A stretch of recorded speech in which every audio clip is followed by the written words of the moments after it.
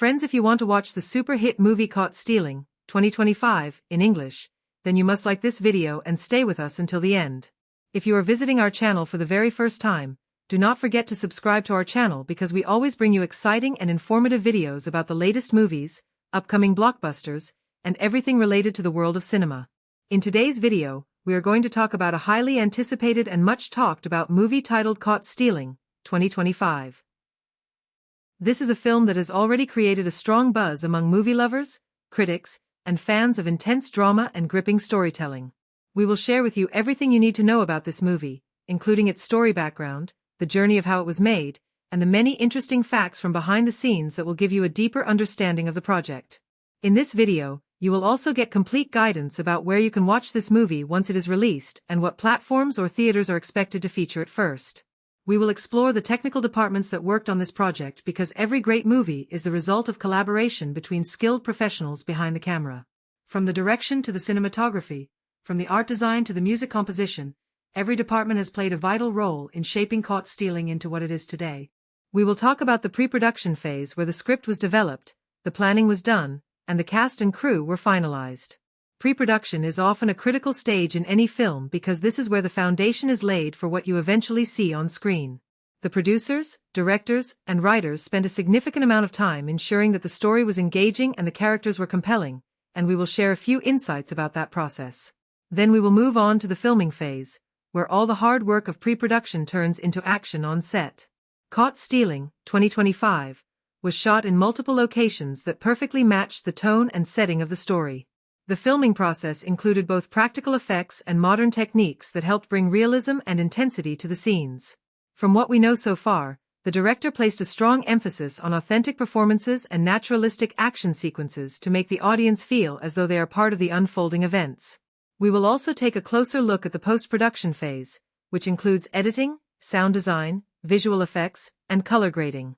Post-production is where the film truly takes shape, and many creative decisions are made to polish the final product. The editing rhythm, the sound mixing, and the final touches in visual presentation all add layers to the cinematic experience. We will not only focus on the technical side but also provide you with a clear picture of the story without spoiling major twists or key surprises. The movie Caught Stealing, 2025, is expected to deliver a gripping plot with strong emotional undertones, and we will give you a concise story overview so you can get an idea of what to expect. Our short review of the plot will help you decide whether this film matches your taste, especially if you enjoy stories with intense drama, suspenseful sequences, and memorable character arcs. Along with that, we will break down the star cast performances, telling you who played which role, how their performances added depth to the movie, and if there were any standout moments that truly left an impact on viewers during test screenings or early reviews. The performances are always one of the key attractions for any movie, and Caught Stealing is no different. The lead actors, supporting cast, and even minor roles contribute to the flow of the story. We will share details about how the actors prepared for their roles, any special training they underwent, and how their chemistry on screen enhances the storytelling. Whether it was an emotional scene that drew the audience in or a tense action moment that kept everyone on the edge of their seats, these performances deserve to be highlighted and discussed in detail. Another important part of our discussion will be the music and soundtracks used in this film. Music often sets the tone for the entire experience, and in Caught Stealing, the score and background tracks are said to play a major role in creating tension and atmosphere. We will explore the kind of music used, who composed it, and how it aligns with the story's themes. From soft undertones in emotional moments to powerful orchestral scores during high-intensity scenes, music is an invisible character in its own way, and this movie seems to use it to its full potential. Now coming to the budget and box office expectations, we will take a detailed look at how much the movie cost to produce and whether it reflects on screen. Many times, a movie with a moderate budget can outperform big-budget productions if it has a strong script and good direction, and Caught Stealing might be one such case. We will share early box office predictions, what the producers are aiming for, and whether the marketing strategies are pointing toward a successful opening. The release strategy, including international markets and language options, also plays a major role in a movie's financial success, so we will briefly touch on that as well. Caught Stealing, 2025, is not just another title on the release calendar. It is shaping up to be one of the most talked about movies of the year due to its unique storyline, talented cast, and skilled filmmaking team. The behind-the-scenes journey, from the initial script writing to the final cut, is filled with interesting anecdotes, and we will share as many as possible to give you a sense of how much effort goes into making a film of this scale. Whether it is about challenges faced during production, delays in shooting schedules, or innovative methods used to capture specific sequences, there is always a story behind the story, and that is what makes our video worth watching. So, make sure you stay tuned because by the end of this video you will have a complete overview of Caught Stealing, 2025. You will know who the main characters are, what kind of story you can expect, which performances are being praised, how the technical aspects come together, and what kind of experience you will get when you decide to watch it. This video is not just for those who are already fans of this genre but also for anyone curious about how movies are crafted from scratch to become the final masterpiece that appears on screen. Watch this video till the very end because every detail we are about to share has been carefully gathered to give you the best and most informative coverage of this exciting new release. In 1998 on Manhattan's Lower East Side, Hank Thompson was once a high school baseball phenom whose promising career was cut short by a tragic car accident that crushed his dreams and cost a friend his life. Now he works as a bartender in a grimy dive, tending a painful, numbing routine while watching the San Francisco Giants chase a pennant on the radio, their underdog run a fragile tether to the identity and hope he has lost. Every night, drunk or hungover, he glances at his scars and limps behind the bar, half-heartedly rooting for a team that represents the life he almost had. Hank's only semblance of stability comes in the form of Yvonne, a hard-working paramedic whose calm competence and concern anchor him to something resembling normalcy. Their connection is tentative but real, built on shared vulnerability and the possibility of redemption through quiet endurance.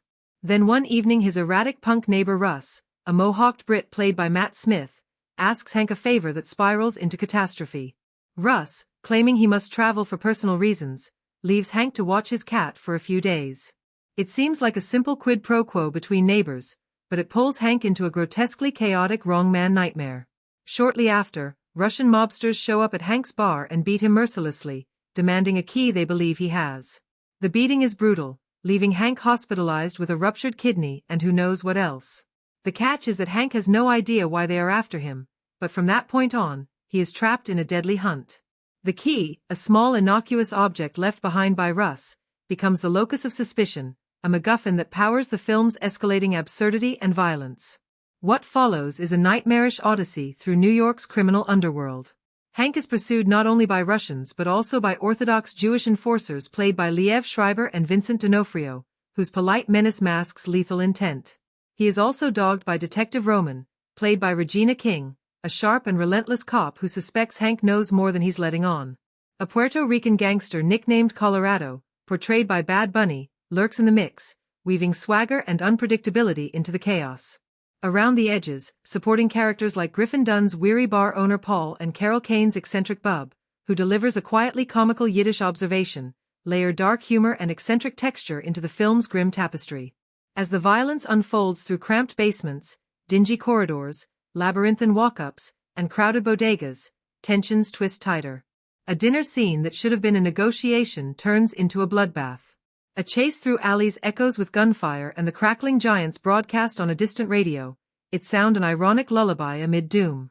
Flashbacks to Hank's past, his accident, the haunted memory of a friend lost, the guilt that never left, surface in brief, disorienting cuts that suggest his trauma is more entangled here than he ever realized. Hank's survival becomes a crucible. At first passive and overwhelmed, he turns desperate, then strategic. He improvises escapes, hides, bargains, lies, and limps from one crisis to another, every minor victory stealing a breath rather than delivering hope. Yvonne remains his anchor, her medical pragmatism and emotional steadiness acting as ballast. When Hank wavers, she pushes him to fight rather than slip away. The midpoint lands hard when Russ reappears, still unreliable, still cryptic. He confesses that the key was bait, that he knew dangerous people were after whatever it opens, and he used Hank as a distraction. His betrayal isn't cruel but compulsive. It forces Hank to confront that a simple favor betrayed him, and it turns passive survival into something more like worry-driven determination. The final act is a clenched fight for control.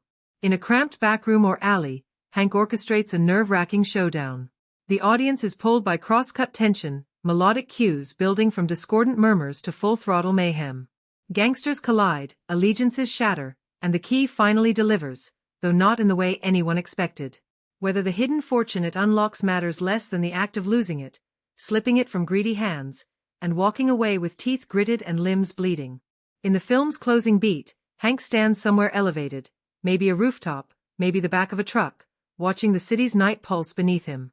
The Giants game crackles overhead, a distant microphone chant that loops his losses and what might still be possible. He is changed, bloodied but unbowed, stripped of illusions, no longer a passive good guy caught in gears, but a man who reclaimed his agency, if only barely. He limps away, Yvonne beside him, the cat somewhere safe, the key gone, and New York behind him, both captured and survived. The cast elevates this manic crime noir romp with layers of truth in absurdity. Austin Butler as Hank blends bruised charm, failing athleticism, and simmering desperation. Zoë Kravitz's Yvonne provides emotional ballast and real-world courage. Matt Smith's Russ is a volatile fuse, Regina King's Detective Roman brings moral coolness, Schreiber and D'Onofrio lend darkly polite terror, Bad Bunny adds swagger and menace, Griffin Dunne and Carol Kane color the edges with lived-in detail. The narrative folds dark comedy, noir violence, baseball nostalgia, and pre-9 by 11 New York texture into a brisk, gritty crime thriller that feels as much a character study as a genre-bending ride. The plot and narrative of Caught Stealing, 2025, unfold in a tightly coiled, darkly comic thriller rhythm set against the rough edges of 1998 New York City, beginning with a simple opening image that sets the tone for everything that follows. The film starts with Hank Thompson, played by Austin Butler, behind the bar of a dimly lit Lower East Side dive, radio murmuring about the San Francisco Giants pennant chase in the background, a quiet snapshot of a man whose dreams of baseball glory have faded into routine. This quiet opening establishes his mundane world, his fractured leg that ended a once promising career, and his modest hopes tied to his paramedic girlfriend Yvonne, played by Zoë Kravitz, who represents his only steady anchor. The inciting incident arrives when Russ, a punk neighbor played with jittery volatility by Matt Smith, knocks on Hank's door and asks him to take care of his cat for a few days. It is a favor Hank agrees to out of habit and reluctant kindness, unaware that this small act will drag him into a violent wrongman nightmare. This is where the story plants its hook. The rising action begins almost immediately after Russ disappears. Hank finds a key among the cat supplies, an object he does not understand but which quickly attracts the attention of dangerous men. Russians arrive first, demanding answers, their threats blunt and physical. Hank's refusal and confusion escalate the situation, forcing him and Yvonne to flee their apartment and kick off a frantic urban odyssey. Here the narrative keeps a largely linear path but with sharp cuts that mimic Hank's disorientation, skipping through basements, walk-ups, and smoke-choked alleys, each new location tightening the noose. The film chooses to reveal information slowly, keeping Hank and the audience aligned in confusion for the first act. We do not yet know what the key opens, why multiple crews are after it, or why Russ vanished so suddenly. This choice creates tension and builds empathy, because Hank is not an anti-hero with a plan, he is a man in over his head, making choices by instinct and chance. The first major turning point lands when Hank is beaten and interrogated by two Hasidic enforcers, played by Liev Schreiber and Vincent D'Onofrio, whose off-kilter politeness masks ruthless violence. This scene not only raises the stakes but also signals that the chase is larger and more interconnected than a single gang's interest. Hank realizes he cannot wait for this storm to pass. He must act, even if acting means diving deeper into the chaos. From this moment, the narrative begins to pivot from Hank as prey to Hank as a reluctant player. Midway through, a dinner meeting meant to negotiate peace collapses into a bloodbath, an event that serves as the film's centerpiece and shifts the dynamic of every faction involved. Russ resurfaces briefly around this section, revealing fragments of why the key is important. It ties to a stash of money or goods stolen from multiple parties, a secret he kept while using Hank as an unknowing shield. This revelation is the mid-film turn that redefines the stakes. Hank, now bloodied and hunted by Russians, Hasidic hitmen, a determined detective played by Regina King, and a charismatic gangster portrayed by Bad Bunny, realizes that passivity will only get him killed. The narrative tightens here, each scene pushing toward a climax rather than meandering. Emotionally, the film peaks not only in its violence but in its quieter beats, especially between Hank and Yvonne, where they question whether escape is possible or if they must fight through to survive the night. Their dynamic adds heart to the otherwise grim chase, and these moments give the chaos meaning. The second major turning point arrives when Hank confronts Russ directly after piecing together the trail of betrayal. In a cramped bodega backroom, the truth spills out. Russ never intended to return, the key was bait to delay his pursuers, and Hank was always a disposable pawn. This confrontation ignites the final act. The finale plays out as a frantic urban chess match where Hank uses the city's noise, the Giants' broadcast, and his own battered resourcefulness to turn the hunters against each other. He sets traps, uses the key to leverage a final exchange, and sacrifices the cat as a decoy in one tense alley sequence that is both darkly comic and tragic. The narrative here is unflinching but not nihilistic. Hank does not become a criminal mastermind, but rather a survivor who learns to seize a moment rather than be swept by it.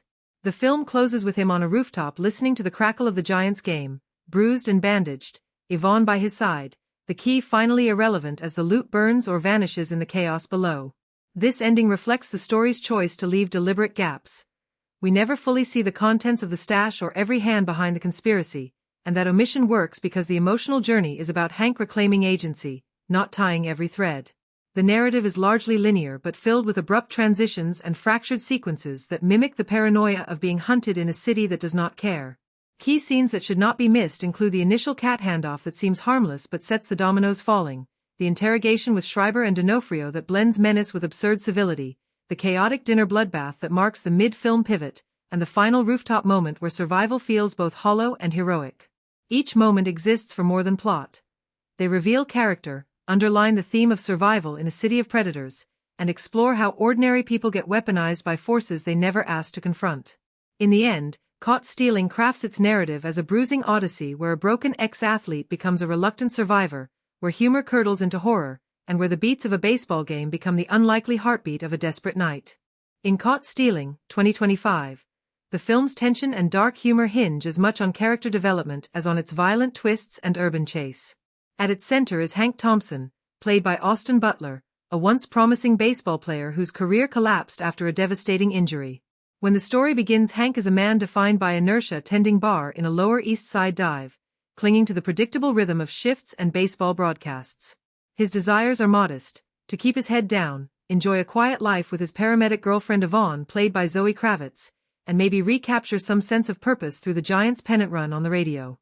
What stands in his way is both external and internal. Externally, he is swept into a storm of violent factions the moment he agrees to watch his neighbor Russ's cat. Internally, he carries the weight of past failure and a tendency to avoid confrontation, a trait that initially makes him prey. Over the course of the film, Hank evolves from passive bystander to reluctant survivor. Subtle beats signal this transformation. The first time he refuses to hand over the mysterious key despite being threatened shows a spark of resolve, and later his choice to act rather than flee during the chaotic dinner bloodbath marks the turning point where he stops being carried by events and starts steering them, even if clumsily. By the end, battered and bruised on a rooftop with the city still echoing with danger, Hank is no longer defined by what he lost but by the choices he made to endure the night. He does not become a hero in the conventional sense, but he learns that inaction is also a choice, often the worst one. Yvonne functions as more than a sidekick. She is a moral compass and a catalyst. At the start, she is the competent partner patching Hank's minor wounds and indulging his reluctance to change. Through the ordeal, her own layers emerge: resilience, medical pragmatism, and a growing insistence that Hank stop letting the world batter him without resistance. A quiet scene where she tapes his ribs and asks if he wants to keep running or finally fight shows how her support comes with a push toward growth. By the finale, she too changes, less a caretaker, more a co-survivor who has faced the city's ugliest edges and chosen to stay beside him not because he is safe but because he is finally awake. Russ, portrayed by Matt Smith, is the volatile spark that lights the fuse. Early on he seems like an erratic neighbor doing Hank a small favor trade, but as the story unfolds he is revealed as a manipulator who used Hank as a shield to buy time from the gangs hunting him. His arc is one of exposure rather than change. The offhand smirk when confronted late in the film shows that his survival instincts have always outweighed loyalty or guilt. He does not grow, he merely burns bridges and slips through chaos, embodying the selfish opportunism that the city breeds. The antagonists are fragmented rather than singular. The Russians represent brute force, the Hasidic hitmen played by Liev, Schreiber and Vincent D'Onofrio embody chilling civility masking ruthless efficiency, and the gangster portrayed by Bad Bunny adds unpredictable swagger. Each reflects a different face of the city's predatory ecosystem. They do not change much individually, but their collective pressure shapes Hank's arc. Regina King's detective stands at an intriguing midpoint between antagonist and reluctant ally. Her early pursuit is methodical and cold, treating Hank as either a suspect or a useful pawn, but a late exchange where she warns him of an ambush suggests she sees the bigger picture and recognizes his innocence even if she will not openly protect him. This flicker of empathy does not redeem her, but it complicates her role, showing how even professionals in this world make small human concessions. Side characters like Griffin Dunn's weary bar owner and Carol Kane's eccentric neighbor are not just window dressing. They serve as mirrors of what Hank might become if he continues drifting, people shaped by compromise and quiet surrender. Their brief appearances anchor the story in a lived-in neighborhood and add stakes to Hank's transformation. The city has a way of swallowing those who never act. Throughout the film, gestures and offhand lines reveal growth or regression. Hank's initial shrugging acceptance of Russ's favor contrasts with his later clenched resolve when he tells Yvonne he will finish what he started. Yvonne's early caution shifts to decisive action when she drives a getaway car through a market alley without waiting for Hank's signal. Russ's flippant, "You were always good at cleaning up messes" line in the final confrontation lays bare his exploitation. The character development in Caught Stealing is not about redemption arcs or grand speeches. It is about survival, awakening, and the quiet recalibration of who these people believe they are. Hank begins as a man defined by lost potential and ends as someone scarred but actively shaping his fate. Yvonne begins as a caretaker and ends as a partner in grit. Russ remains a fuse that never learns, the gangs remain wolves circling a smaller prey, and the detective remains a shadow of law threading through the chaos. Together they create a web where growth is measured not by triumph but by the refusal to disappear, and that subtle evolution is what gives the film its bruised heart beneath the chase. The performances in Caught Stealing, 2025, are central to why the film manages to balance its darkly comic violence with genuine emotional stakes. At the core is Austin Butler as Hank Thompson, a role that requires both beaten-down vulnerability and flashes of raw survival instinct. Butler disappears into the part with a weary physicality that sells Hank's history as a failed athlete and a man used to taking hits from life. His timing in the quieter early scenes, like the one where he half-heartedly tends bar while the Giants game crackles over the radio, builds a foundation for the explosive physicality he later brings to fight and escape sequences. A standout moment is his mid-film interrogation with the Hasidic enforcers, where Butler conveys pain, fear, and a calculating flicker of defiance all in the tightening of his jaw and a barely audible line about not knowing what the key means. It is the kind of performance where a glance or a shift in posture communicates more than dialogue. Zoë Kravitz as Yvonne provides the film's beating heart and sharp edge. Her chemistry with Butler feels lived in, not manufactured, which makes their relationship more than a standard love interest subplot. In moments where Yvonne patches Hank up or calls him out for his passivity, Kravitz's calm yet simmering delivery makes you believe she has been carrying him for years but is ready to see him carry himself. Their chemistry sells the arc of partnership that drives the film's final act. A simple hand squeeze before the last rooftop sequence lands harder than any romantic speech because of how both actors have layered mutual dependence and respect throughout. Matt Smith as Russ is a live wire, the sort of presence that twists a scene even before he speaks. His twitchy body language and offbeat vocal cadences give the character an unpredictability that explains why Hank lets him in but never fully trusts him. A particularly telling moment is when Russ resurfaces mid-film, smirking through a split lip, and delivers a casual, "You were always good at cleaning up messes." The line on paper is exposition, but Smith's delivery makes it a taunt and a confession all at once. Regina King as the detective plays her role with a coiled patience that lets tension build in every scene she enters. Her interrogations are never shouted, they are measured, her tone sliding between maternal concern and professional threat. A late alleyway scene where she warns Hank of a trap but refuses to intervene shows how King can communicate inner conflict with the smallest lift of her eyebrow. Liev Schreiber and Vincent D'Onofrio as the Hasidic hitmen are scene stealers of a different sort. Their politeness is almost comical, their phrasing gentle even as they break fingers or tighten ropes. Schreiber's quiet monologue about family obligations during a torture scene is delivered with such sincerity it almost makes you forget the brutality happening on screen. D'Onofrio compliments him with a stillness that feels like a coiled spring. His pauses are often more menacing than any shouted threat. Bad Bunny as the swaggering gangster injects energy whenever he appears, though his performance is the most divisive. Some moments, like his first entrance where he toys with Hank's wallet while delivering a threat, have an effortless menace.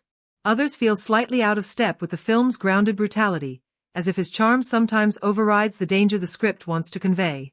Supporting players like Griffin Dunn as the jaded bar owner and Carol Kane as the eccentric neighbor are brief but memorable. Dunn's tired eyes and dry line readings root Hank's early world in defeat, while Kane's odd timing during a tense hallway search provides a slice of absurdity that the film thrives on. Together these performances create a mosaic where no role feels wasted, Even a one-scene delivery boy has a nervy glance that adds to the film's texture of paranoia. There are moments where the script offers sharp lines that could have landed harder with different choices. One late monologue where Hank reflects on his baseball injury veers close to melodrama, and Butler underplays it to keep from tipping over, which works for some but may feel muted to others. Conversely, Kravitz's brief rant about the city chewing people up and spitting them out could have used more space, as its emotional core flashes by too quickly. What lingers most are the performances where physicality and timing replace exposition. Butler limping down a fire escape with a half-dead cat in one arm, Kravitz shifting from nurse to wheelman without missing a beat, Smith glancing over his shoulder before betraying an old friend, Schreiber adjusting his hat before delivering a blow. These are the choices that make Caught Stealing feel inhabited, not just plotted, and why its performances will likely be remembered as much as its twists. The direction of Caught Stealing, 2025, is a defining element that gives the film its distinct personality and helps translate its gritty narrative into a cohesive cinematic experience. The director employs a careful balance of kinetic energy and restrained stillness, creating a rhythm that mirrors the unpredictable journey of Hank Thompson. From the very first frame, the directorial choices are evident. Tight close-ups on the protagonist's tense expressions pull the viewer into his mindset, while wider establishing shots reveal a cityscape that feels both suffocating and alive. The pacing is deliberate, allowing tension to simmer before erupting in sudden bursts of violence or action, ensuring that the stakes always feel present without overwhelming the story's quieter moments.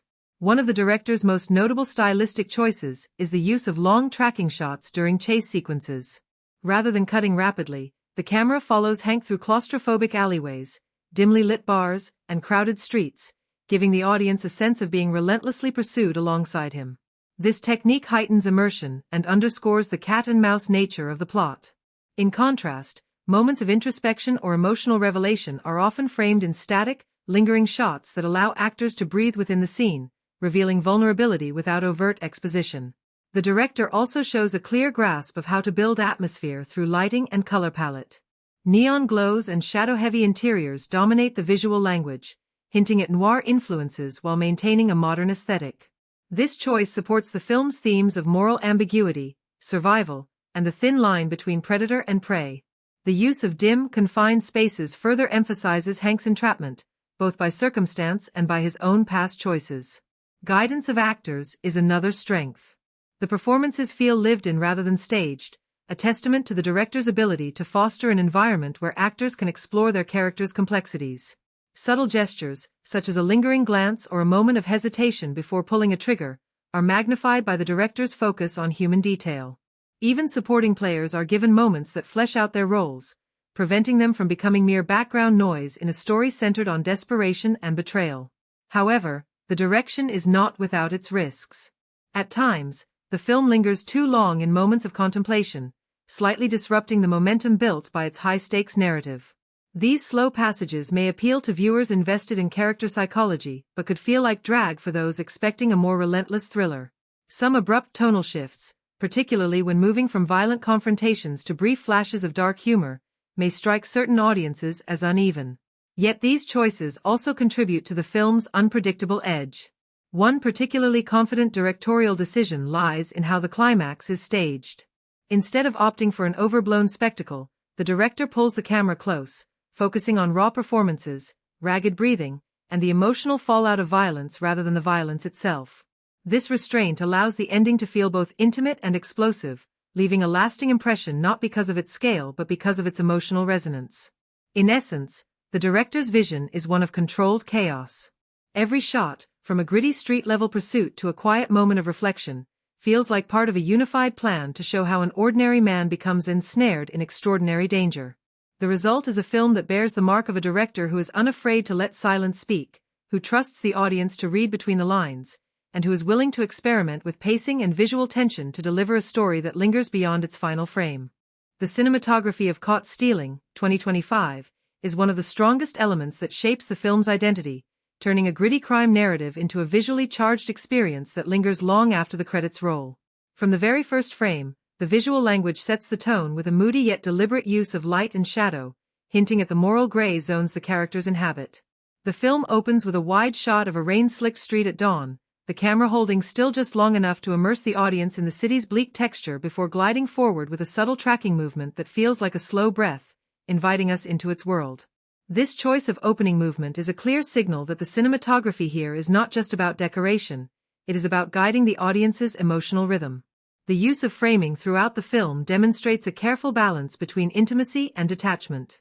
Wide shots dominate the cityscape scenes, giving a sense of the sprawling, uncaring urban jungle where the story unfolds. These wide compositions often dwarf the characters, making them appear small and almost swallowed by the world around them. When the story shifts to more personal stakes, confrontations in dimly lit rooms, whispered plans in narrow alleyways, the camera switches to tighter framing, often handheld or subtly swaying, creating a feeling of instability and raw immediacy. This contrast between wide and tight framing is essential to how the film maintains tension. It gives the viewer breathing space when necessary but never lets them forget the oppressive scale of the setting. Lighting plays an equally pivotal role in defining the tone of Caught Stealing. The director of photography opts for a low-key lighting approach, relying on naturalistic sources, neon reflections, dim street lamps, and the cold fluorescence of convenience stores, to create a world that feels both authentic and heightened. Night scenes are often drenched in blues and greens, colors that suggest unease, secrecy, and decay. Daytime scenes, by contrast, are filmed with a washed-out palette, as if the sun itself is weary of shining on this city. This interplay of color and light mirrors the protagonist's emotional journey. Moments of fleeting warmth are rare and often tinged with shadows, reminding us that hope is fragile in this narrative. Camera movement is deliberate and often restrained. The film avoids flashy, show-off techniques in favor of movements that serve the story. There are a handful of long tracking shots, one in particular following the protagonist through a tense negotiation in a backroom poker game, that showcase a seamless choreography between actors and camera. These sequences heighten the sense of being trapped in the moment with the characters, unable to look away or escape. In action scenes, the cinematography resists the temptation to become chaotic. Instead of rapid, disorienting cuts, it uses steady, almost patient movements to build suspense. A chase sequence through a crowded market, for instance, is filmed with a mix of shoulder-level tracking shots and overhead perspectives, allowing the audience to feel the rush without losing their bearings. One of the standout visual motifs in the film is the use of reflective surfaces, mirrors, puddles, glass windows, that fragment and distort the characters' images. These reflections are not just aesthetic, they are thematic, reinforcing the idea that everyone in this story has a double life or a hidden face. The cinematography lingers on these moments, often framing the protagonist half in shadow, half in reflection, creating a visual metaphor for his fractured identity. Color grading further supports this motif. Warmer hues are reserved for rare moments of trust or fleeting connection, while the rest of the film leans into cooler, desaturated tones. The result is a visual atmosphere that feels both grounded and slightly surreal, like a dream that edges on becoming a nightmare. Even quiet scenes, such as a conversation over coffee or a solitary walk across an empty bridge, carry weight because of how they are lit and framed. The camera seems to respect the characters' silences, allowing pauses to breathe rather than rushing to the next plot point. This patience gives the viewer time to absorb not just the words but the world itself. There are moments where the cinematography almost becomes a character in its own right, observing rather than intruding, revealing details in the background that hint at betrayals or upcoming twists. Not every choice is flawless. There are a few sequences where the lighting becomes overly stylized, threatening to pull the viewer out of the moment. One climactic confrontation, bathed in deep red light, feels a touch heavy-handed compared to the otherwise nuanced palette. Yet even here, the ambition is clear. The film wants to use visual language to make its emotional stakes tangible. In the final act, the cinematography shifts subtly. As the protagonist makes his ultimate choice, the camera pulls back, framing him against a cityscape that now feels slightly less imposing, as if his story has finally carved a space within it. The last shot, a lingering, static frame that holds for a few seconds longer than expected, invites reflection without dictating the mood, a testament to the restraint that defines much of the visual approach. Overall, the cinematography in Caught Stealing is essential rather than ornamental. It does not merely illustrate the plot, it deepens it. By using framing, movement, lighting, and color to reflect the character's inner states and the world's harsh edges, it turns a straightforward crime thriller into an atmospheric study of survival, betrayal, and fleeting redemption. It is the kind of visual storytelling that rewards attention, where a single frame can carry the weight of an entire subplot, and where the absence of light can say more than any line of dialogue. The editing and pacing in Caught Stealing, 2025, play a vital role in shaping the audience's experience of the story, guiding how tension builds, how emotional beats land, and how the overall narrative flow unfolds. The film adopts a deliberate approach in its editing style, balancing moments of sharp urgency with stretches of quieter, slower rhythm that give the story room to breathe. Early sequences are constructed with a sense of immediacy, utilizing quick transitions and tight cuts to establish the chaotic environment the protagonist finds himself in. This technique draws the viewer directly into the atmosphere of danger and unpredictability, mirroring the protagonist's own sense of being trapped in circumstances spiraling out of control. However, as the narrative moves into its middle acts, the pace becomes more measured, allowing the characters and their relationships to develop more deeply. This slower pacing reflects a conscious editorial decision to give emotional stakes and moral dilemmas space to unfold, rather than rushing from one plot point to the next. Montages are used sparingly but effectively to convey the passage of time or the build-up of critical moments, such as the planning and aftermath of the heist sequences. These montages rely on rhythmic cutting that aligns with the tension of the score, creating a sense of anticipation without overloading the viewer with excessive visual information. Cross-cutting is another key technique employed in the film, particularly during moments of heightened tension when multiple storylines or character actions converge. These sequences are handled with clarity, ensuring that the viewer remains aware of each thread without losing focus on the central conflict. This ability to maintain narrative coherence while juggling different timelines or perspectives reflects the editor's skill in managing complex storytelling without letting it descend into chaos. Where the editing excels most is in its ability to amplify emotion without resorting to overindulgence.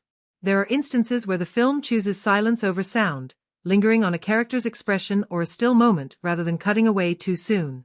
These restrained choices give certain scenes a weight that resonates more deeply, especially those involving the protagonist's moments of reflection or despair. In contrast, the action-driven segments make use of rapid-fire cutting to heighten adrenaline, but the editing avoids becoming excessively frenetic, steering clear of the visual noise that often plagues modern thrillers. Instead, there is a careful modulation between speed and stillness, creating a dynamic rhythm that keeps the audience engaged without exhausting them. However, the pacing is not without its flaws. The second act, while rich in character development, occasionally lingers too long on subplots that do not add significant weight to the central story. These stretches can create a sense of drag, momentarily stalling the momentum built up by the film's opening. Viewers may find themselves waiting for the narrative to regain its urgency as the third act approaches. This is less a failure of individual cuts and more a structural decision in how scenes were assembled, suggesting that a tighter editorial pass might have enhanced the overall flow. Flashbacks are integrated throughout the film to reveal key pieces of the protagonist's past, offering insight into his motivations and the roots of his predicament. These flashbacks are inserted with smooth transitions, often bleeding into present-day scenes through visual or auditory cues. This approach maintains a seamless narrative feel rather than jolting the viewer out of the moment. However, there are instances where the frequency of flashbacks threatens to overcomplicate the timeline, requiring the audience to piece together information that could have been conveyed more directly. This technique succeeds in adding psychological depth but risks testing the patience of viewers who prefer a linear progression. The climactic sequences showcase some of the film's most effective editing decisions, with sharp cross-cutting between parallel actions that converge in a tense resolution. The editor plays with duration here, elongating certain moments to stretch suspense before delivering quick, impactful cuts that bring the tension to a breaking point. This manipulation of time within editing is one of the film's greatest strengths, as it makes the final act feel both intense and inevitable, drawing all previous threads together without losing focus on the central protagonist's arc. Another notable aspect is the film's use of breathing space between high-stakes scenes. Rather than piling one chase or confrontation upon another, the editing allows moments of quiet aftermath to settle, enabling the audience to process events and connect more deeply with the characters' emotional journeys. This reflects a trust in the viewer's attention span, avoiding the trap of constant stimulation and instead opting for a more layered and mature pacing strategy. It is a choice that might divide audiences. Some may crave relentless momentum in a crime thriller, while others will appreciate the opportunity to absorb the nuances. The rhythm of dialogue-driven scenes is particularly well managed. Cuts between speakers are timed to maintain natural conversational flow without resorting to mechanical back-and-forth editing. In emotionally charged exchanges, the editor allows pauses and lingering shots to carry weight, emphasizing unspoken tension. In contrast, during confrontations or moments of panic, the cuts become sharper, mirroring the elevated emotions of the characters. This adaptability in pacing based on scene type shows a nuanced understanding of how editing can serve both narrative and emotional goals. Overall, the editing of Caught Stealing, 2025, strikes a balance between propulsive energy and contemplative pause, crafting a viewing experience that feels deliberate rather than chaotic. While there are moments where a leaner cut might have sharpened the story's edge, particularly in the midsection, the film benefits from an editorial approach that values clarity and emotional resonance over sheer speed. The pacing reflects the protagonist's journey from confusion to desperation to resolution, and the editing choices reinforce this arc by aligning the viewer's emotional rhythm with his. It is not an editing style that aims to dazzle with overt flash, but rather one that quietly shapes the way time unfolds, ensuring that each beat, whether fast or slow, serves the larger narrative purpose. The soundtrack and score of Caught Stealing, 2025, play a pivotal role in shaping the film's atmosphere, guiding emotions, and deepening the narrative impact. From the very beginning, music is woven seamlessly into the film's structure, creating an immersive soundscape that feels almost like an unseen narrator. The opening credits introduce a subdued yet tense score, driven by low, pulsing tones that set the stage for the uncertainty and danger to follow. This motif recurs subtly throughout the film, evolving as the protagonist Henry navigates increasingly perilous circumstances, almost as though the score itself is tracing his emotional descent. Each time Henry finds himself on the brink of a critical decision, a faint variation of this opening theme underscores his inner conflict, reminding the audience of the stakes without overwhelming the moment. One of the most effective uses of the soundtrack occurs during the film's midsection, where a brief moment of respite is punctuated by a nostalgic licensed track playing softly in the background of a bar scene. This fleeting use of familiar music provides a rare sense of comfort and normalcy in a film otherwise dominated by tension. The choice of track is not random. It connects to Henry's past, hinted at earlier through dialogue, adding a layer of personal history to an otherwise transitional scene. As the narrative escalates, this comforting motif fades into more fragmented, discordant pieces, reflecting the unraveling of Henry's life and psyche. The score also excels in manipulating tension during action sequences. Rather than resorting to bombastic, overbearing compositions, the filmmakers opt for a restrained approach, letting minimalistic percussive beats and eerie ambient textures drive the sense of urgency. In chase scenes, the music does not simply accompany the action but interacts with it, rising in intensity just moments before a turn or a close call, subtly cueing the audience to anticipate what is coming without resorting to cliché. In quieter scenes, particularly those heavy with dialogue or internal struggle, the score pulls back entirely, letting silence carry its own weight. This restraint allows moments of stillness to feel unnerving, making the eventual return of music all the more impactful. The recurring cues associated with specific characters are another strong element of the soundtrack's design. For instance, the antagonist is often preceded by a sharp, metallic chime layered with distant strings, an auditory signal that danger is near.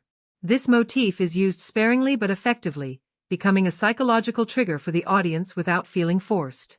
Henry, on the other hand, carries a softer, melancholic theme that evolves over the course of the story. At the start, it is almost hopeful, tinged with hesitation, but by the final act, it becomes fragmented and heavy, mirroring his transformation from an accidental criminal to a man fully entrenched in chaos. Silence, as mentioned, is another powerful tool the film uses in its sound design. One of the standout moments is a tense standoff where the score drops out entirely, leaving only the raw diegetic sounds, the hum of a flickering streetlight, the distant echo of a train, the soft crunch of footsteps on gravel. This absence of music amplifies the tension more than any dramatic swell could, forcing the audience to sit in the unease of the moment. When the score does return, it does so with deliberate force, marking a point of no return for the protagonist. However, the soundtrack is not without its occasional missteps. There are moments where the music leans too heavily into dramatization, particularly in a late-scene revelation where swelling strings overemphasize the emotional weight, slightly undermining what could have been a more subdued and haunting moment. While this does not derail the film's auditory coherence, it stands out in a film that otherwise exercises careful control over its sonic palette. In terms of genre blending, the score manages to straddle the line between noir and contemporary thriller. It employs classic jazz-inspired undertones in select scenes, especially those set in shadowy interiors or rain-drenched streets, while integrating modern electronic elements to maintain a sense of immediacy and unpredictability. This duality reflects the film's thematic tension between past and present, morality and survival, and adds a rich texture to the viewing experience. The final act delivers one of the most memorable uses of music in the entire film. As the climax unfolds, the central motif returns, now layered with distorted echoes and deeper bass, reflecting the irreversible chaos Henry has embraced.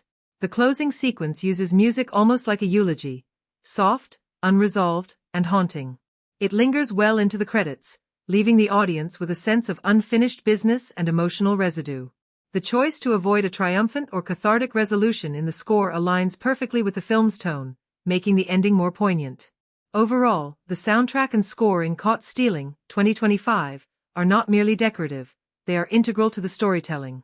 Each cue, each moment of silence, and each musical shift is chosen with intention to reflect the inner lives of the characters and the external pressures they face.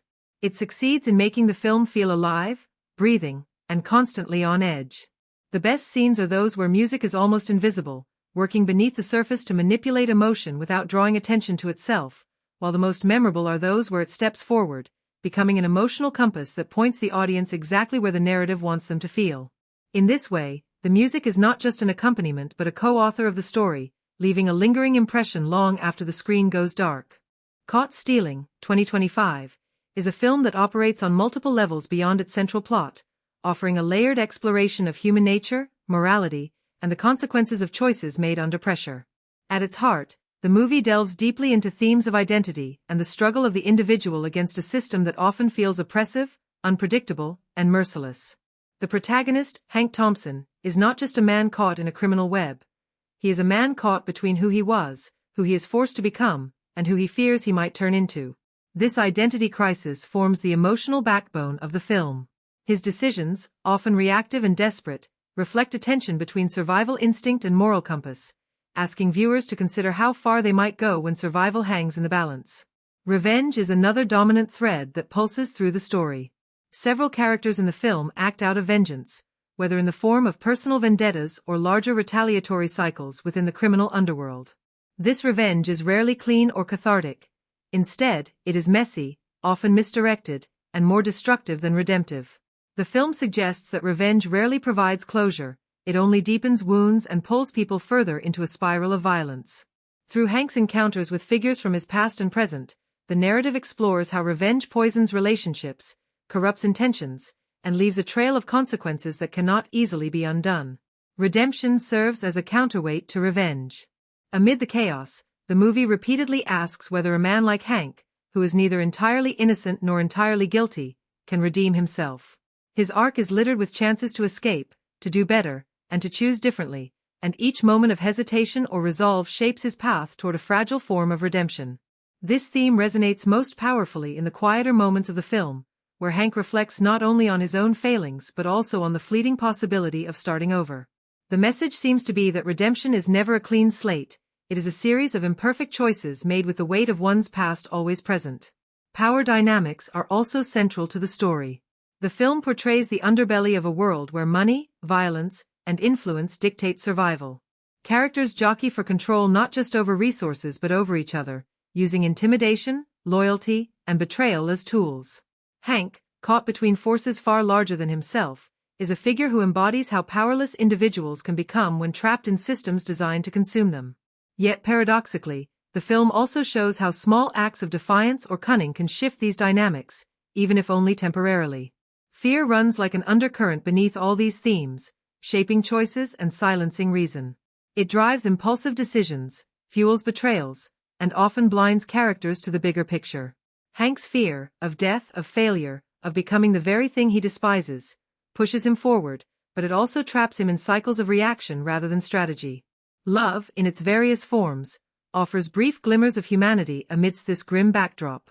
Whether it is a fleeting romantic connection, the remnants of family bonds, or the fragile loyalty between friends, love serves as a reminder of what is at stake and why some characters fight to endure. However, the film refuses to romanticize love as a solution. Instead, it shows how love can be exploited, used as leverage, or become yet another casualty of greed and desperation. What makes the thematic exploration of Caught Stealing compelling is how often it relies on visual storytelling rather than overt exposition. A lingering shot of Hank alone in a dimly lit room speaks volumes about isolation. A blood-stained baseball glove, a relic from his past, becomes a recurring motif of lost innocence and the life he once led before his descent into crime. These images echo the film's larger questions. Can one ever truly escape their past? Or is the weight of old mistakes always waiting to resurface? The film does occasionally send mixed signals in its thematic delivery. At times, its critique of violence as corrosive and dehumanizing is undercut by the very spectacle of violence it presents in highly stylized sequences. Similarly, while it toys with the idea that redemption is possible, it leaves certain threads unresolved, forcing viewers to wrestle with whether Hank's final choices amount to genuine change or just a temporary reprieve in a cycle destined to repeat. This ambiguity, while potentially frustrating for those seeking clear answers, ultimately enriches the film's texture. It reflects the messy, unresolved nature of real-life struggles with identity, morality, and consequence. In the end, Caught Stealing, 2025, is less about a single crime gone wrong and more about the human capacity to adapt, endure, and sometimes lose oneself entirely in the process. Its themes ask hard questions. Is survival worth the cost of one's soul? Can a person who has stolen, lied, and killed ever be more than their worst choices? And when redemption appears on the horizon, is it truly an escape or just another illusion offered by a world that thrives on keeping people desperate? These are the ideas that linger after the credits roll, carried not just in the story's words but in its silences, its stares, and the scars it leaves on its characters. The visual effects and CGI in Caught Stealing, 2025, are integral to shaping its atmosphere and delivering the intense, kinetic energy that the film demands. Rather than being used as a spectacle for its own sake, the digital work serves to immerse the audience in the gritty, unpredictable world that the story inhabits. From the very beginning, the film makes deliberate choices about how to balance practical and digital effects. Street-level chases through crowded city blocks feature practical stunt work enhanced by subtle digital additions, such as background extensions and the removal of safety rigs. These moments feel grounded and real, allowing the audience to stay rooted in the story while appreciating the heightened stakes of the action. The visual effects are most heavily employed in sequences that involve environmental manipulation, where the city's streets seem to stretch, twist, or close in, reflecting the protagonist's heightened state of paranoia. These scenes rely on digital compositing to bend reality without appearing cartoonish, a fine line the film manages to walk effectively. Instead of going for flashy, overbearing visuals, the effects are designed to enhance tension and psychological unease. A notable example is a nighttime rooftop pursuit where digital enhancements to lighting and rain create a hyper-realistic atmosphere that feels oppressive and claustrophobic. One of the most technically demanding sequences involves a heist gone wrong, in which explosions, collapsing structures, and flying debris are a mixture of practical pyrotechnics and CGI augmentation. The compositing here is smooth, with no noticeable seams between real and computer-generated elements, which helps the moment retain its weight and danger. The film also uses motion capture technology in a few brief moments to create realistic animal movements in scenes where trained dogs are unleashed during a chase, a detail that adds an extra layer of tension without becoming a distraction. Where the CGI truly shines is in its restraint. Instead of overwhelming viewers with excessive visual noise, the filmmakers know when to let a scene breathe with practical elements and when to push the envelope digitally. This balance prevents the movie from slipping into an artificial or video game-like appearance, something that often plagues modern thrillers attempting a similar scale. However, there are minor moments where the CGI slightly overplays its hand, particularly in a late film sequence where the city skyline is digitally altered to create a dramatic visual metaphor. While the idea is conceptually striking, the execution momentarily feels less integrated with the otherwise grounded look of the film. Despite this, these rare hiccups do not derail the experience. Instead, they highlight the ambition of a production willing to experiment with blending realism and heightened visual storytelling. Overall, the visual effects and CGI in Caught Stealing, 2025, succeed in reinforcing the narrative's mood and stakes rather than distracting from them.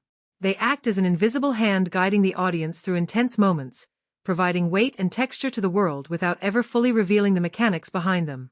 This subtlety ensures that the focus remains on the characters, their choices, and the dangers that surround them.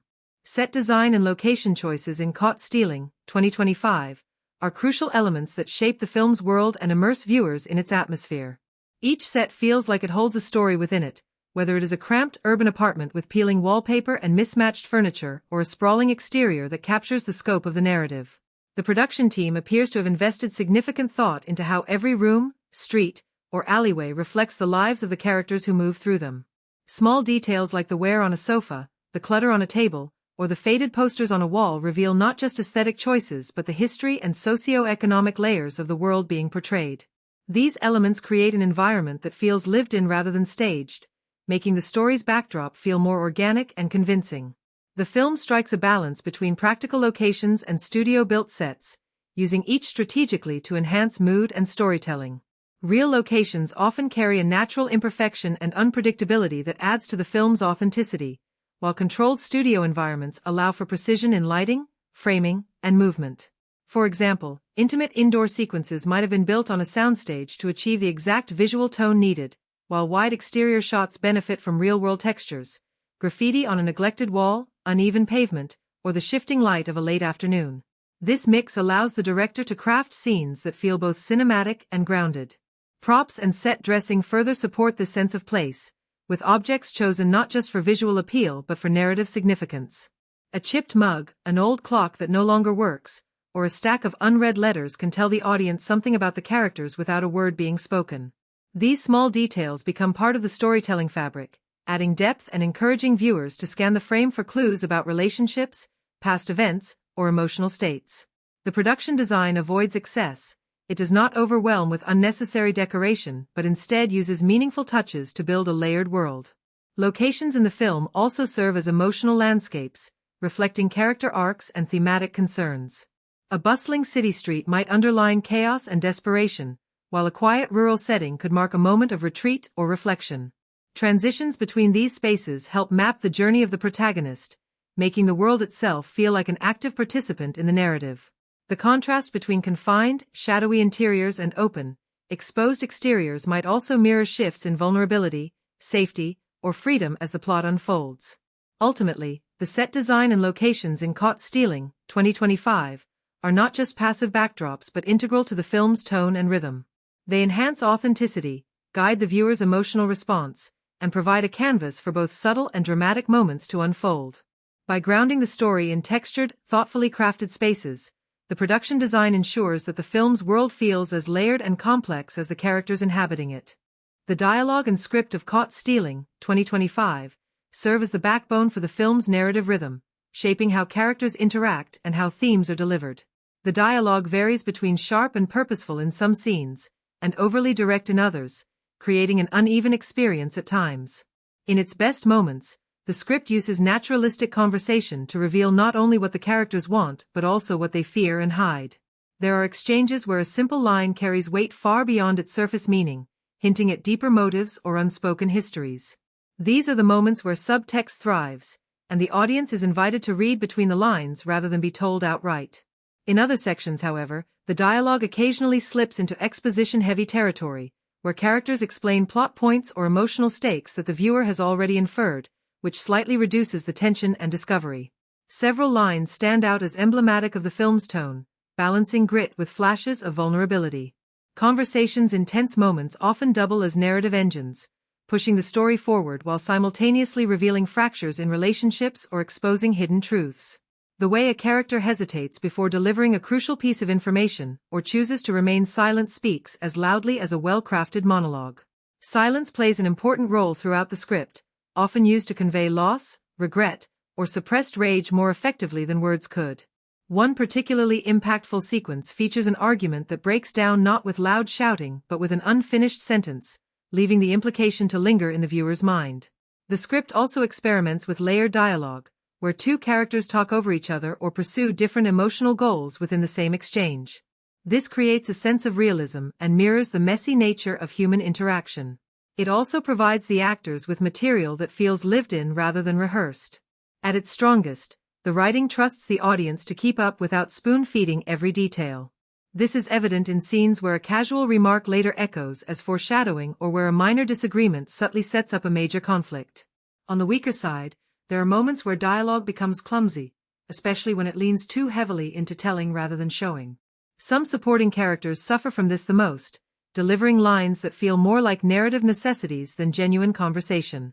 These instances are not abundant but noticeable, and a few rewrites or tighter editing choices could have sharpened their impact. There are also occasional tonal shifts where humor or casual banter is placed too close to dramatic revelations, slightly undercutting their weight. Overall, the script succeeds in giving the world of Caught Stealing a voice that is mostly authentic and engaging. Its use of pauses, unfinished sentences, and indirect expression elevates certain key scenes, allowing them to resonate longer after they have passed. While not flawless, it provides a solid foundation for the performances and themes, balancing narrative progression with emotional nuance in a way that feels deliberate, even when it stumbles.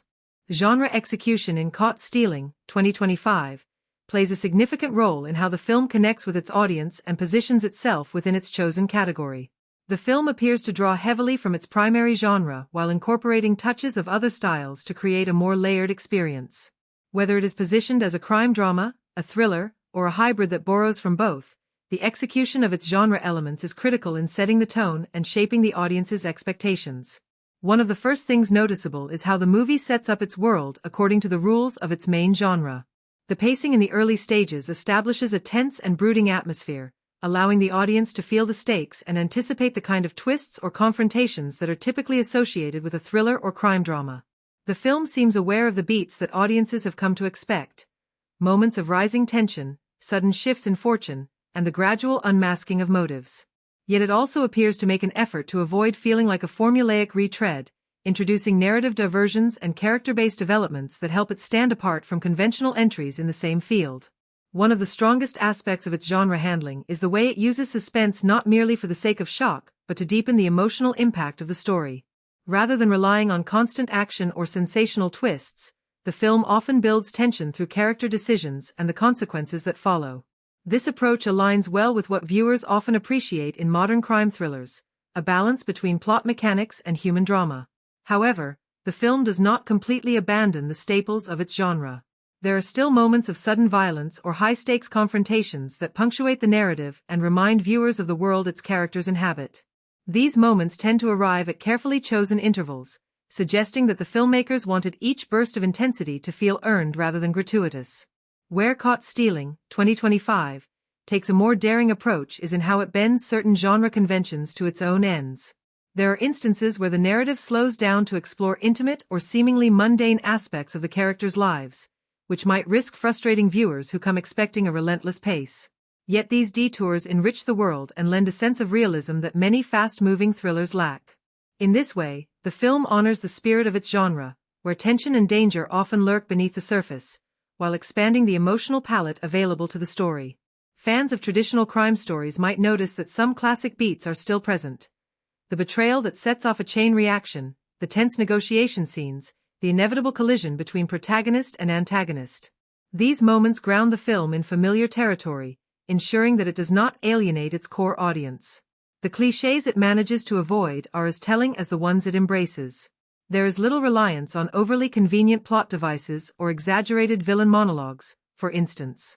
When the narrative resolves conflicts or moves the plot forward, it tends to do so through character action rather than contrived coincidences. This makes the film feel more grounded, even when its stakes escalate. Still, certain genre tropes do remain, especially in its climactic moments where familiar setups are revisited, perhaps intentionally, to evoke the timeless appeal of classic thrillers.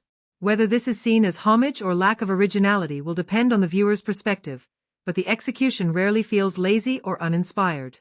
For audiences who appreciate a mix of tradition and experimentation, the film offers enough to keep them engaged.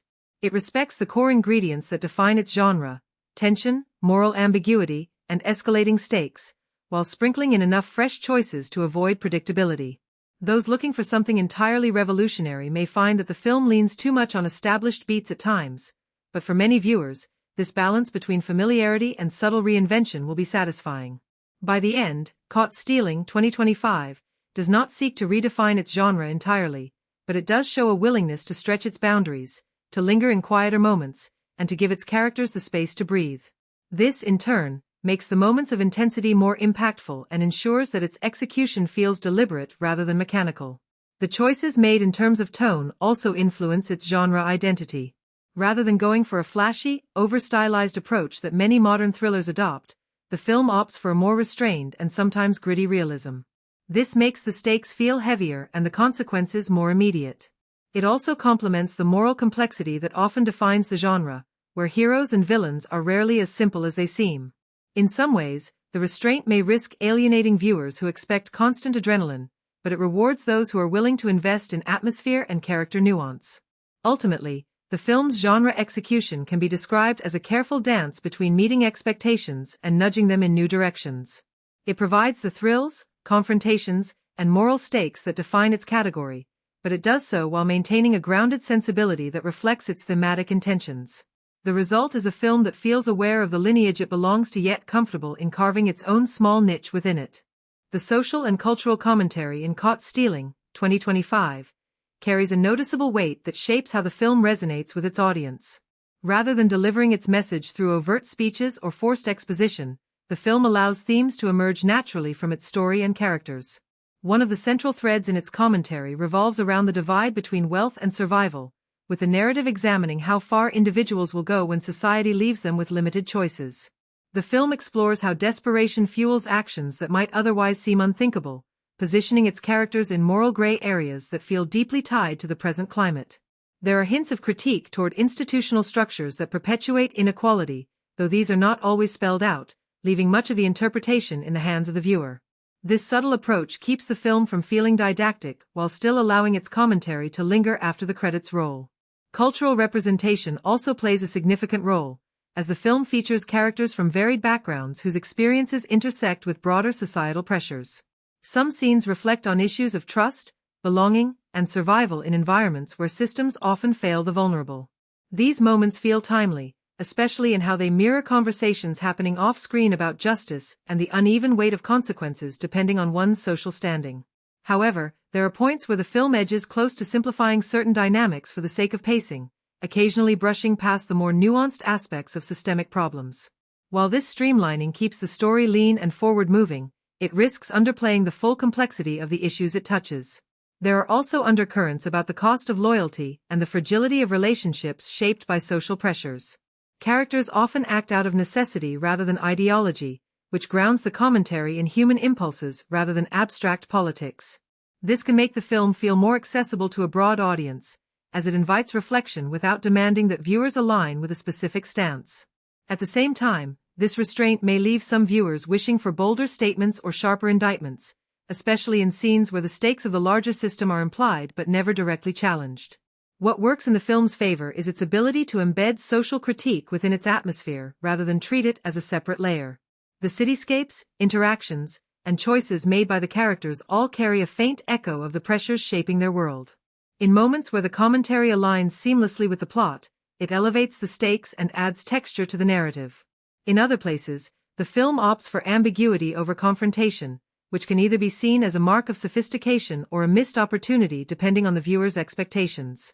Ultimately, its social and cultural lens is present enough to give Caught Stealing, 2025, resonance beyond its immediate story, even if its impact will vary depending on how deeply audiences wish to read between the lines.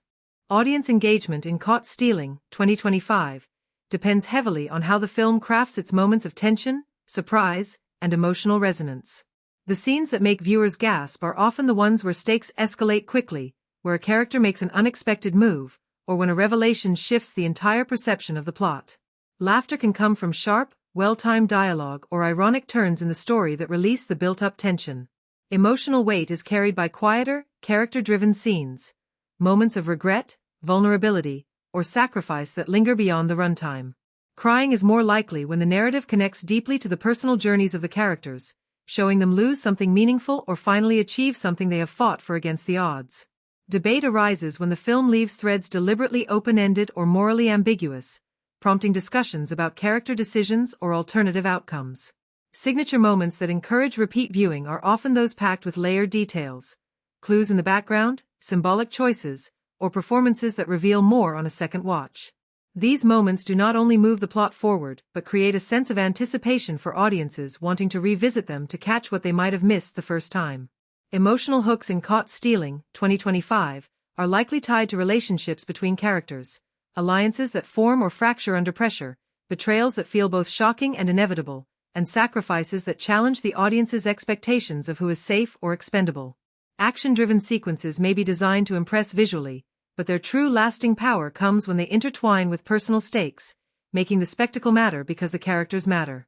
Fan theories are most often born from subtle hints, unexplained motives, or unresolved subplots that feel intentional rather than neglected. If the film sprinkles such elements throughout without overwhelming the main narrative, it invites active participation from viewers long after they leave the theater.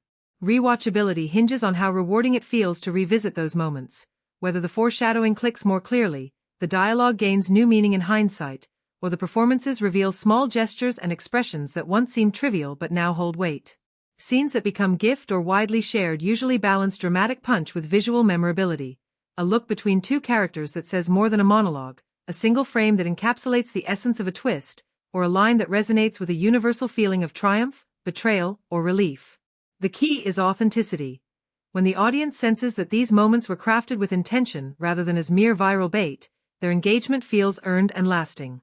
Caught Stealing, 2025, does not exist in a vacuum, and examining it alongside other films in the same genre or the director's earlier works helps reveal where it stands in the larger cinematic landscape.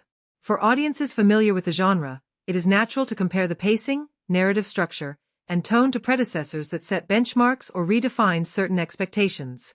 In terms of execution, the film often nods to established tropes yet tries to refine them for a modern audience. It borrows certain elements like tension-building sequences and the use of morally ambiguous characters from classic thrillers, while weaving them into a narrative that aims to feel both contemporary and timeless. The influence of earlier genre milestones is clear, whether through its emphasis on character-driven suspense or its attempt to ground high-stakes moments in emotional resonance rather than pure spectacle. At the same time, it strives to outdo some of these works by placing more weight on nuanced performances and layered character arcs, signaling a shift from pure adrenaline to something more reflective. However, this balancing act between paying homage and innovating is not always consistent. There are moments where the film leans too heavily on familiar beats, giving audiences a sense of déjà vu rather than surprise. This can particularly be felt in certain plot turns that echo other well-known films without significantly reinterpreting them. Where it succeeds most is in the way it blends genre expectations with thematic ambitions, managing to keep viewers engaged while prompting comparisons to respected works that define similar cinematic territories. For fans of the director's past films, the evolution is noticeable. There is a refinement in visual storytelling, a greater confidence in letting silence or subtle gestures drive a scene, and a marked improvement in the integration of supporting characters into the core narrative. Yet, for all these strengths, the film occasionally feels like it is reaching toward the same iconic status as its inspirations without fully breaking free from their shadows. This is particularly relevant when placed beside recent works that have reimagined the genre with bold narrative risks or unconventional structures. Caught Stealing, 2025, chooses a safer, more polished route, which can either be seen as a strength for those who appreciate traditional craftsmanship or a limitation for those craving unpredictability. Ultimately, these comparisons serve as a lens through which the film can be appreciated not only for what it achieves but also for the cinematic conversation it participates in, reflecting a space where innovation and tradition constantly negotiate with each other.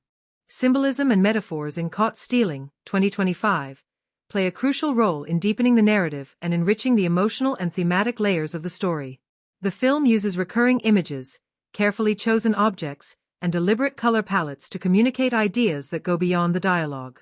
One of the most striking visual motifs is the recurring use of broken glass, appearing in key scenes involving turning points for the protagonist. Each time glass shatters, it reflects a moment of truth breaking through deception, or a fragile illusion being destroyed. This motif is first introduced subtly in the early act when the main character confronts the first hint of betrayal, and later, its echo is seen during a climactic confrontation, tying together the theme of trust and its fragility.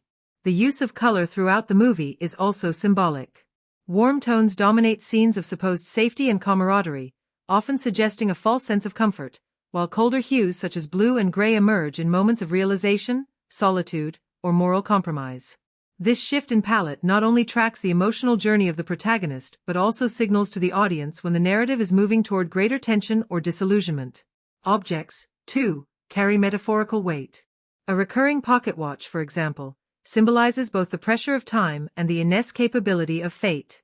It changes hands over the course of the story, representing control slipping away from certain characters while empowering others.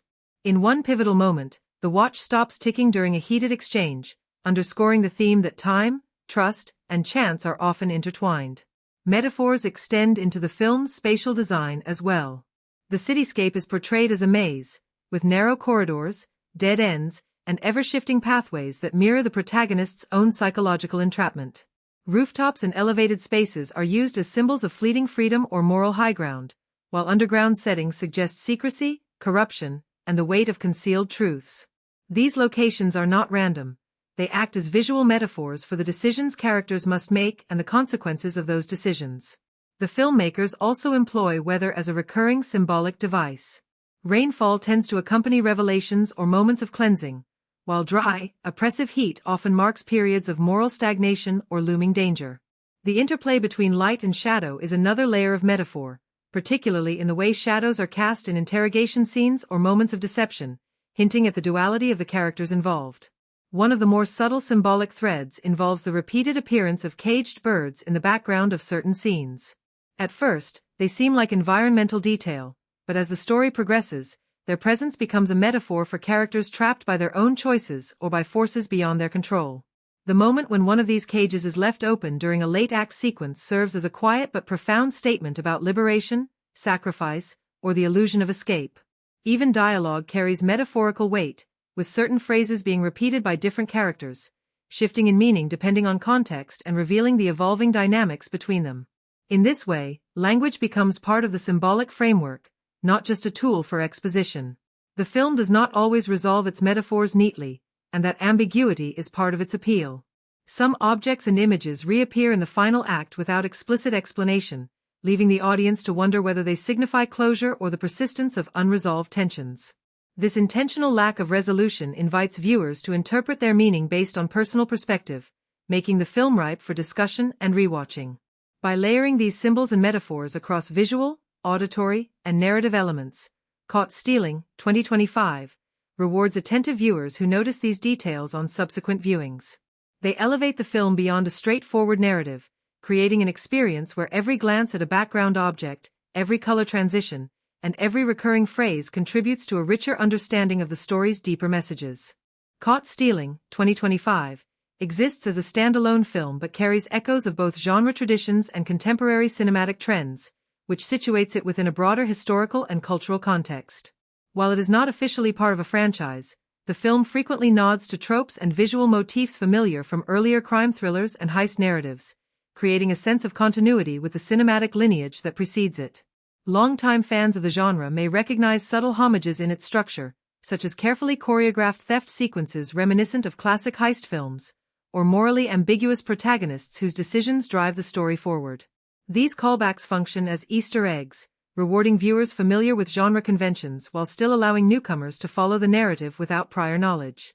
The historical context of the film is equally notable, as it reflects contemporary urban anxieties and social dynamics rather than a specific historical period. The story's settings, from gritty city streets to densely populated apartment complexes, evoke modern urban environments where surveillance, economic disparity, and social pressure intersect.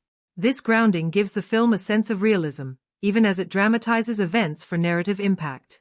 The filmmakers make deliberate choices to balance verisimilitude with cinematic storytelling, occasionally compressing timelines, heightening tensions, or exaggerating spatial dynamics to enhance the thrill without fully adhering to the rhythms of real-life criminal activity. These creative liberties are typical in the genre, allowing the audience to engage with a heightened version of reality while still sensing the plausibility of the events depicted.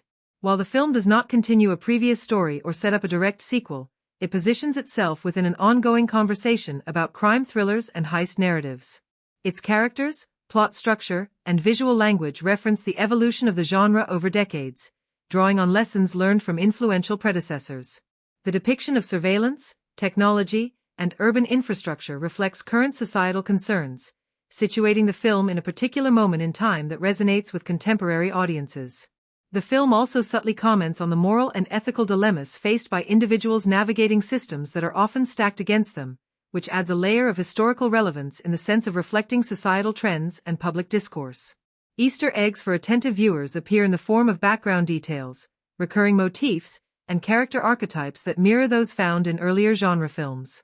A surveillance camera prominently displayed in a hallway, a fleeting shot of a newspaper headline, or a minor character whose role parallels a well-known cinematic trope all function as nods to both history and genre tradition. While these details are not necessary for understanding the plot, they enrich the viewing experience for those familiar with the broader cinematic and cultural context. In summary, Caught Stealing, 2025, situates itself within a lineage of crime thrillers and heist films while also reflecting the realities and anxieties of contemporary urban life. It does not adhere strictly to historical fact, nor is it part of a pre-existing franchise, but it draws on familiar visual and narrative conventions to create a sense of continuity and resonance. The film balances homage with originality, offering viewers both a recognizable genre framework and fresh interpretations of moral and social dilemmas. By doing so, it positions itself as both a product of its time and a participant in an ongoing dialogue about crime, morality, and cinematic storytelling. Caught Stealing, 2025, presents a production that feels visually polished and carefully staged, suggesting that significant resources were allocated to create a sense of realism and intensity on screen. The production budget, while not officially disclosed, appears to have been used strategically rather than extravagantly, emphasizing practical effects, detailed set design, and location work over excessive digital spectacle. Scenes such as street-level chases, heist sequences, and intimate interiors demonstrate a level of craftsmanship that makes the film appear richer than the numbers might imply.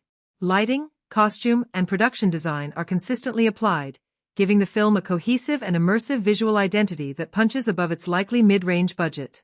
Marketing and release strategies also play a significant role in the film's box office performance. Targeted campaigns focusing on thriller and crime audiences, along with social media engagement highlighting key plot twists and character dynamics, are designed to attract viewers who are already predisposed to the genre. The timing of the release, competition from other films, and geographic targeting could all influence opening weekend numbers, but beyond initial earnings, the film's longevity depends on word of mouth, repeat viewings, and audience engagement with its suspenseful and character-driven story. Positive critical reception, strong performances, and discussion of its moral and social themes could further enhance box office performance beyond immediate ticket sales. Indicators of financial success for Caught Stealing, 2025, are therefore not limited to headline earnings. Ancillary markets such as streaming rights, international distribution, and post-theatrical sales contribute to its overall performance. By relying on smart allocation of its budget rather than sheer spectacle, the film demonstrates that careful planning and creative focus can make a mid-range production feel high-end, suggesting that it achieved more with less while still delivering a compelling and cinematic experience for audiences. Caught Stealing, 2025, offers multiple options for audiences to experience the film, each providing a slightly different level of immersion depending on the setting. For viewers seeking the full cinematic impact, theaters remain the ideal choice. The scale of the big screen, combined with a carefully mixed sound design and the visual depth of the cinematography, makes action sequences, tense heist moments, and atmospheric settings more engaging.